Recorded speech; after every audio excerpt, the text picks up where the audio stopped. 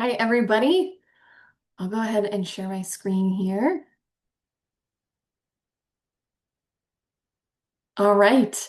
Welcome to today's webinar. We have two more left, maybe three if we include today, in 2025. So we have two more webinars after today that we'll be hosting as well, but we are coming up on our last month of our discovery series. It's been really fun over the past couple of months to dive into different features on the system, get to be able to talk about features that are really valuable to our customers and look at them through a very specific or different lens than maybe how you might talk about them in other components or simply seeing them in a list of features that we have. So as we look at wrapping up our webinar in the last month here, I'm really excited to cover our last three topics. Today, of course, we're going to be talking about payroll. In next week's webinar, we'll be talking about our reports. That's definitely a highlight for me. That'll be a clinical focus. And then finally, we'll talk about how, in general, Motivity helps support making sure you're audit ready and meet funder requirements.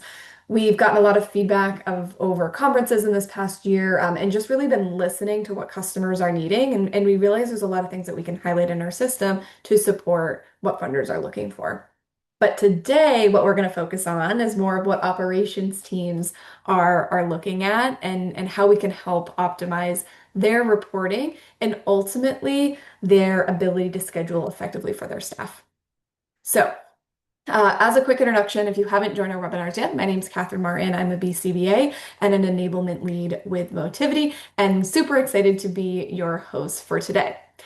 Depending on where you're located, I know we've got a couple of places across the country with snow right now. I'm one of them. I'm up in Maine. Looking outside my window, it's a very snowy, cozy day today.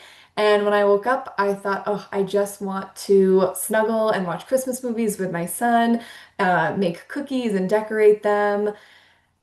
Then it made me immediately think about how having a day off or perhaps having a different type of day I'm scheduled for would impact payroll, which was funny given the topic we're going to cover today. So I did make some last minute changes to today's webinar just based on what I thought when I woke up this morning and thinking about how that would impact payroll depending on what your organization, the structure of your organization when we think about time off and things like that. So anyway, what I'm going to go through today is how our system is designed to make payroll reporting incredibly fast and easy for your team. So if you are somebody that's currently making manual calculations or just spending a lot of time trying to reference across different spreadsheets or schedules when it comes to payroll, this webinar is definitely for you. We likely will finish it faster than these 30 minutes because that's how fast and easy the report is. But in order to make the most of our time today, what I want to show you is some of the back end and how we're able to support organizations by making their payroll reports so easy. Before we get into the actual overview of the product, though, there's a few things that I want to look at. So the first thing I want to, I guess, maybe consider rather than look at is thinking about what payroll entails when we think about payroll for an ABA organization. The first thing right off the bat is that payroll is painful, and I think that we all know that. Payroll is painful when you're making manual adjustments, you're making manual calculations, when you're looking at information across different systems. We have one calendar here and we have one calendar here. That can make payroll incredibly painful. And here's the things that we also have to consider when we think about payroll specific to ABA or multidisciplinary organizations.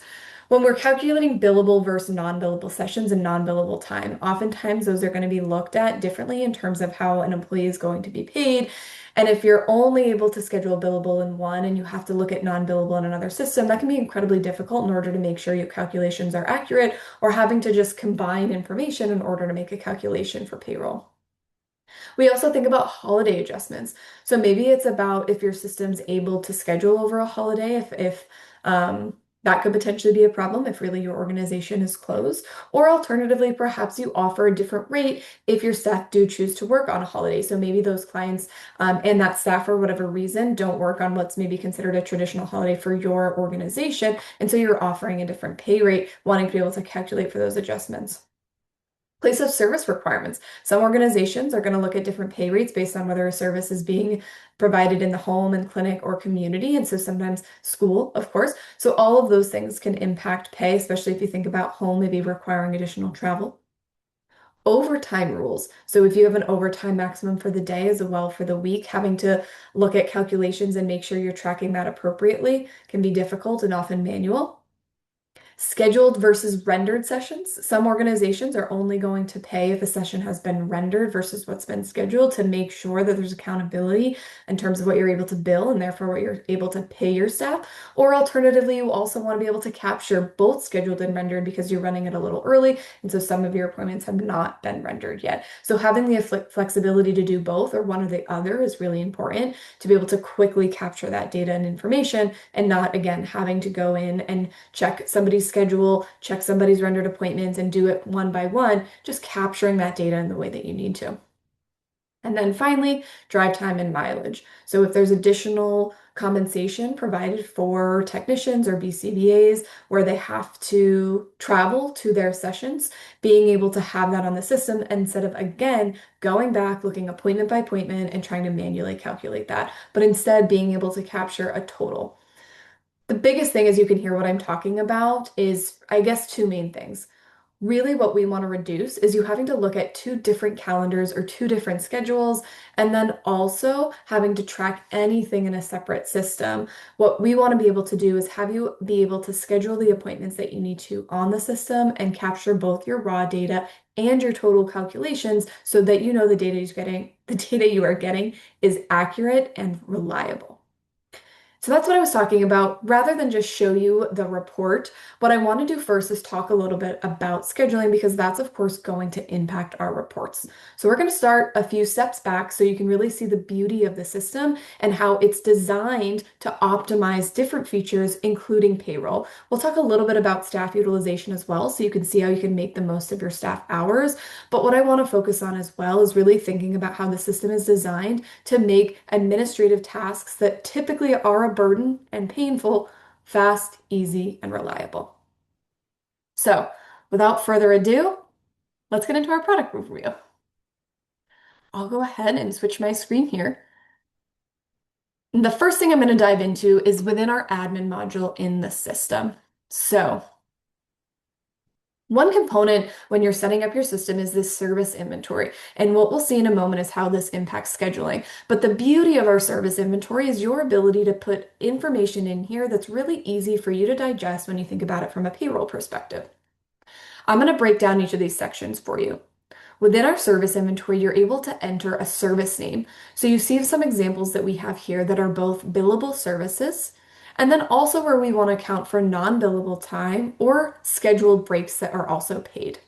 So the first thing here we're simply going to indicate is the service name, and that can be your organization's classification or name for that specific service. We also have the line of business, incredibly helpful if you're a multidisciplinary organization and you want to tie a service name to a specific line of business within your organization. Finally, not finally, we've got a few more columns to go. In our third column here, we see our CPT code. So this is, of course, important for billing purposes and when we also think about using authorizations for our patients, but it's an important matter for our service inventory as well. We can indicate service type. So if we want to say that something is group or if it's supervision, perhaps we want to include it just as a therapy type. It allows us to enter some information here. This section is incredibly important specifically for payroll as well. Is this billable? So we can indicate if this is a billable service or not, because again, that's going to impact how we're looking at utilizing authorizations, but also how we're tracking the way that employees are being paid. So if they're getting one rate for a billable service versus a non-billable service. Next to that, you do have the ability to add a pay code. Now in our demo account, we don't have that, but for internal tracking purposes for your organization, you can certainly add a pay code here to help when we think about running payroll or again, just for internal tracking purposes. So to summarize this section of the system, what I really want to highlight is the ability for you to go in and create a service inventory based on your organization's needs. This is going to include both those billable and non-billable services. Talking with organizations just this week even, it's only Tuesday, they were mentioning that We have what they call unique ways that they schedule and unique ways that they try to track non-billable services or non-billable time that employees are spending, and some of the workarounds they were doing in other systems. I pulled up the service code to show them that you won't have to have a workaround. What you can do is simply enter your service name, indicate if it's billable or not, and our system's going to be able to calculate any totals for you in our payroll report. So rather than workarounds to make sure their employees are having their time calculated accurately, they can just add the individual different non-billable services that they offer, even if it's admin time that they just look at slightly differently in terms of how they want to calculate those totals. So being able to get this specific in the services and the appointments you might be scheduling for becomes really important when we think about the downstream impacts it has all the way to payroll. I think a lot of times we think about this from the patient perspective and making sure we're scheduling appropriately for them, but there's so much reporting and administrative overhead when it comes to how our providers are scheduled as well, which is a perfect segue into thinking about how do we also, before we even get to a payroll report, how do we make sure we're optimizing our staff schedule? I want to spend a little bit of time there as well. So if I can get my Zoom bar to move out of my way here, I'm going to switch my tab into another section of the system. Oops, there we go. All right. So now we're looking at a schedule here. And you know what? I'm going to go ahead and we'll switch to the provider view. So we're looking at a patient schedule, but what I want to move to is looking at our provider view. So that's what we want to focus on right now. How do we optimize staff schedules? So when we look at it from the provider view, a few things you'll see from our staff scheduling.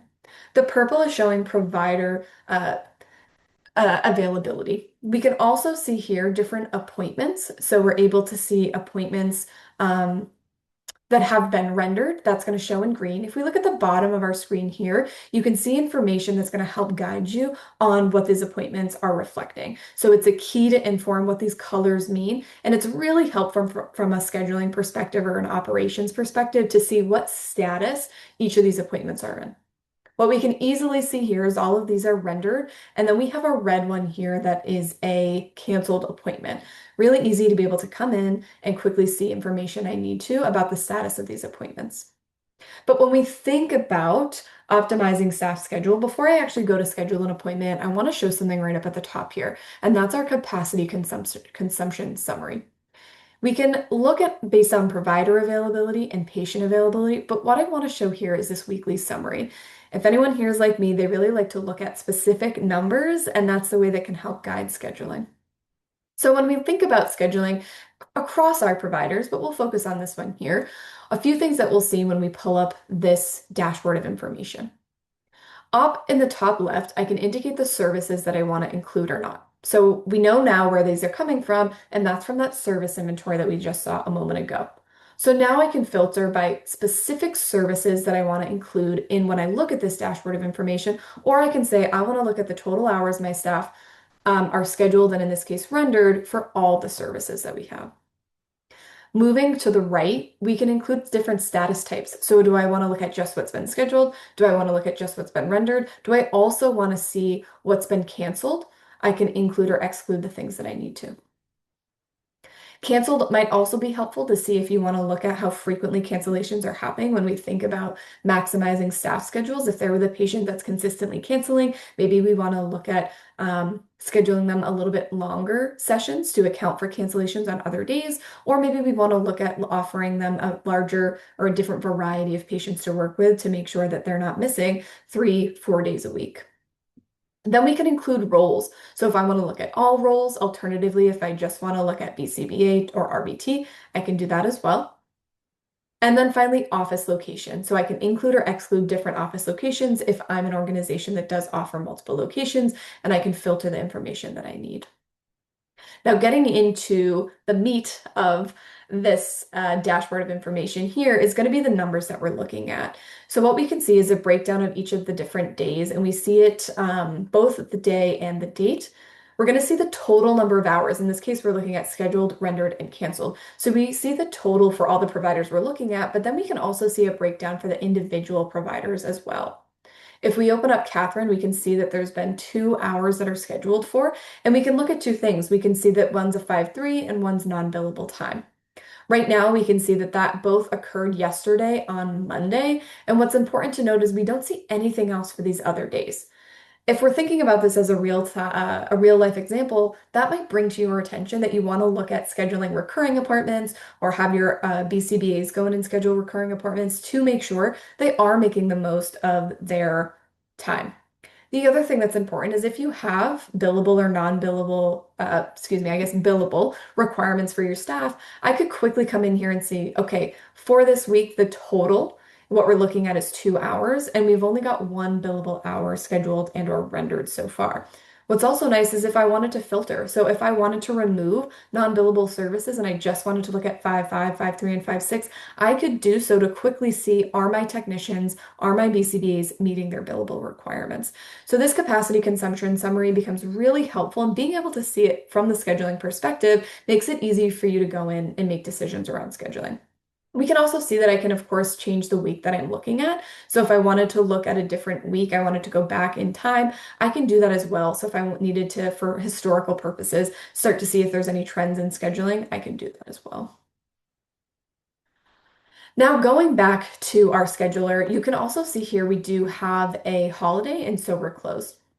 But let's go back out to the week that we're in currently so we can see what it would look like to schedule for this provider. All right, so you can see here I've done a good job so far. I've canceled an appointment and I've rendered an appointment, but what I want to come in and do is add one of those non-billable appointments, and then we'll pull the payroll report. When I go to add an appointment, a few things that are going to pop up. Because we were previously looking at a patient, it's automatically saying that we want to schedule under this patient. It's really helpful when you think about being able to move between a patient and a provider schedule. In this example, we'll go ahead and schedule a non-billable appointment though.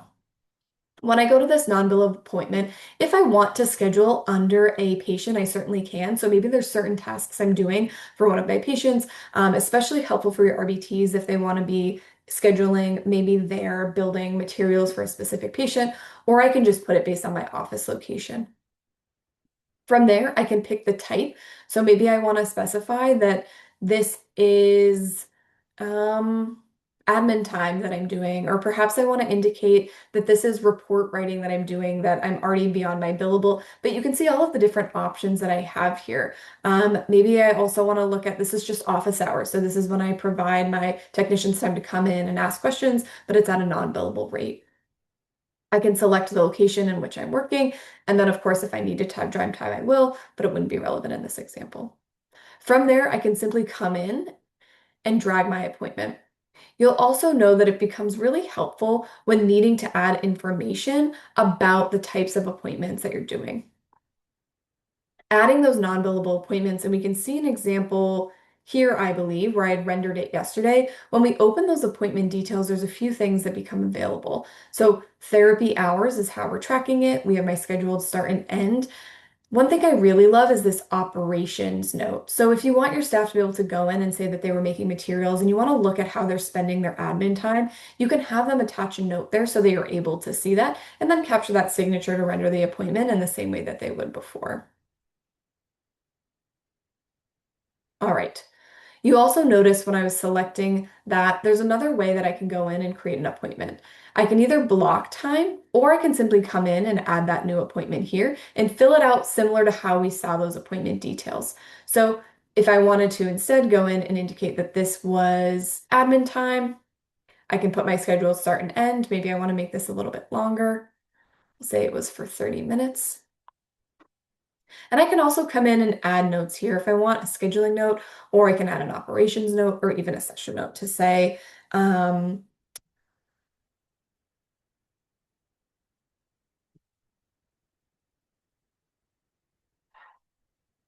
whatever might be relevant for that specific appointment. Oop, we'll click our place of service.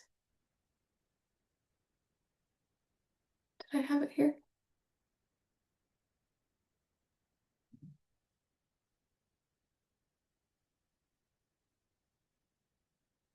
Okay. Oh, I know why. Because we have our different locations. But regardless, there you're able to see how your appointments are going to impact the ability to add those non-billable times for the different staff that you're working with. So now that we see how appointments can be scheduled, let's actually go in and look at how we can generate that payroll report. From here, you're going to simply move into our reports.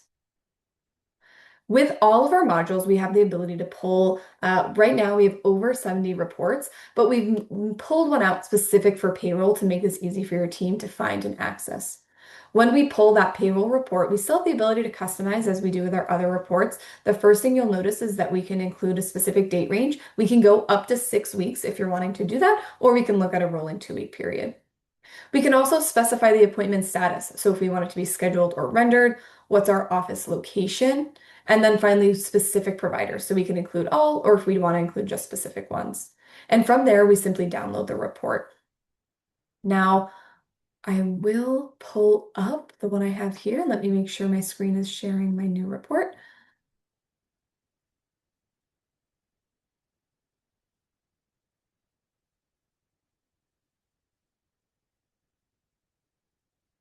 There we go.